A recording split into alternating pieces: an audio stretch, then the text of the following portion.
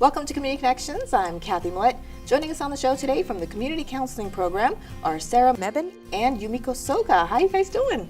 Good, thank you. How about you? Now today we're talking about post-holiday blues. Now I know in the past we've talked about holiday blues. Right. Now can you tell us the difference between the two?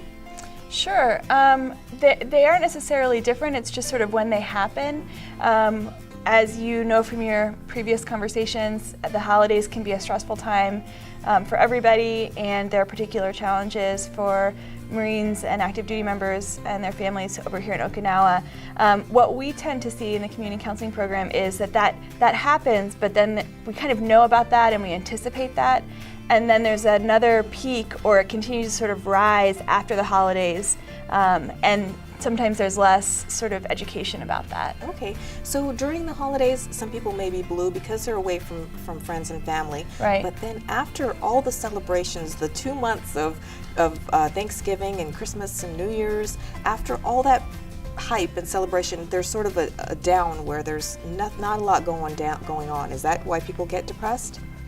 Yeah, there's not as much going on. There may be a little bit of, if the holidays were really wonderful, there might be a little bit of a letdown. That's over. There's not so much to look forward to. For some people, the holidays aren't all that they thought they would be, or they were already feeling down and lonely, and those feelings just sort of continue and can really intensify into January and February. Okay, so what are some tips? How can we sort of prevent, the blues after the holidays? Is there anything we can do? I think there are a lot of things we can do. We can work on stress management. We can work on adding something new, like new activities, something that people are interested in adding more hobbies. Just really work on self-care and really stay connected to people, not just holiday season, but continue to interact with family members and with new friendships. What else? And also staying positive. Not so much we sometimes tend to think in a negative way, but really trying to have a new habits of staying more positive and practicing positive thinking. Also goals. Do you want to talk about? I know you said you wanted to talk about goals, like SMART goals. And stuff. Yeah. When we were sort of brainstorming, having this conversation with you, we were talking about how very often people will have some big grand New Year's resolution that they feel really, really good about, and then as the days from New Year's pass, they are less and less motivated. Right. And when we work with clients around meeting their goals, we tend to focus on what we call SMART goals. So goals that are specific, measurable, attainable, realistic, and time measured. Okay. So not I'd like to exercise more, but I have a goal to lose a certain amount of weight by a certain time. Exactly, Okay. exactly, and having that be realistic and achievable and specific. It tends to allow you to sort of set step goals that then might help you reach your overarching goal. Right, and that's really positive too. Actually, reaching your goals is actually, makes you feel really good. So, Totally. Right. So, what about the weather, the change in the weather, the cool weather, the cloudiness? That has a lot to do with it. Do you recommend people go outside more and get some sun? We do. I know one of the things that contribute to our bodies not feeling great is not enough access to sort of vitamins and minerals from the sunlight. So we see seasonal affective, which we don't think in Okinawa would be that big of a deal. It's so sunny here so much. Right. But if you go to work in the dark and come home in the dark because the days are so short, Right. then you sometimes have to go the extra mile to make sure that you get enough sunlight. So maybe at lunchtime, make it a point to go outside for a little bit. Yep, try to sit in open windows, trying to make sure you get some sun on the weekends. It's a really nice time actually to explore Okinawa because it's a little bit cooler. And there are some Japanese traditions that you mentioned earlier, that cleaning.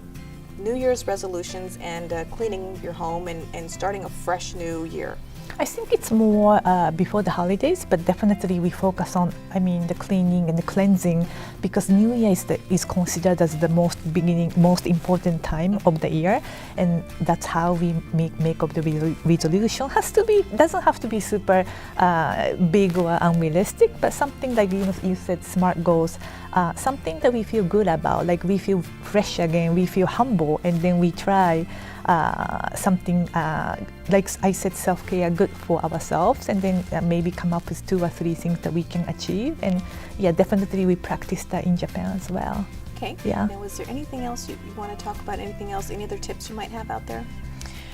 The only other sort of tip that we would have is that know your resources and know that there are, if you are struggling with the holiday blues, if you are feeling down and lonely and disconnected, that there are ways both to get involved, potentially volunteer, and then also seek help.